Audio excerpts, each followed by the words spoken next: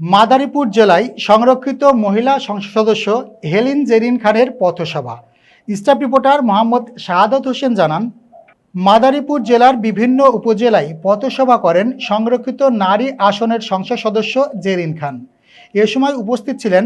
মাদারীপুর জেলা বিএনপির যুগ্ম সাধারণ সম্পাদক মোহাম্মদ সোহরাব হোসেন, মাদারীপুর জেলা বিএনপির যুগ্ম সাধারণ সম্পাদক অ্যাডভোকেট জামিল উদ্দিন মিঠু, রাজৌর পৌর বিএনপি নেতা জাকির হোসেন, বিএনপি নেতা জুবায়েদ হোসেন, জাতীয়তাবাদী আইনজীবী সমিতির নেতা অ্যাডভোকেট বেলায়েত হোসেন আমিনুল, রাজৌর উপজেলা যুবদলের সাবেক সিনিয়র সহসভাপতি সর্দার শহীদুল্লাহ রেজাউল, কবিরাজপুর ইউনিয়ন শ্রমিক দলের সভাপতি উজ্জ্বল মাতবর,